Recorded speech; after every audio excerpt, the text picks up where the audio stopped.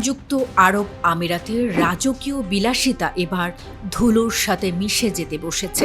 নিজের মাটি মার্কিন আর ইসরায়েলি খুনিদের ভাড়া দিয়ে এবার সরাসরি ইরানের রোষানলে পড়েছে আবুধাবি। তেহরানের বার্তা পরিষ্কার, যদি শত্রুতা বন্ধ না হয় তবে পারস্য উপসাগরের এই পার থেকে শুরু হবে এমন এক মহাপ্রলয় যা আমিরাতের অস্তিত্বকেই সংকটে ফেলে দেবে।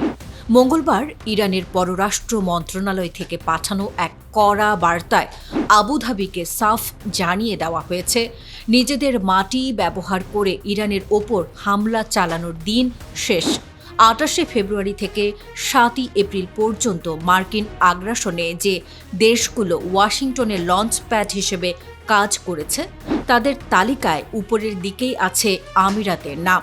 ইরানের দাবি, তারা এতদিন সর্বোচ্চ ধৈর্য দেখিয়েছে, কিন্তু জাতীয় নিরাপত্তার প্রশ্নে তারা এখন বিন্দু মাত্র ছাড় দিতে রাজি নয়। আমিরাতের মাটিতে থাকা প্রতিটি মার্কিন সামরিক সরঞ্জাম এখন ইরানের ঘাতক মিসাইলের প্রধান লক্ষ্যবস্তু। ইরান ইতিমধ্যে 100 দফারও বেশি সফল পাল্টা আক্রমণে পেন্টাগনের ভিত নড়িয়ে দিয়েছে। তেহরান স্পষ্ট করে দিয়েছে, তাদের লক্ষ্য কোনো বেসামরিক মানুষ নয়, বরং আমিরাতের ভেতরে খাপটি মেরে থাকা সেই সব শত্রু ঘাঁটি।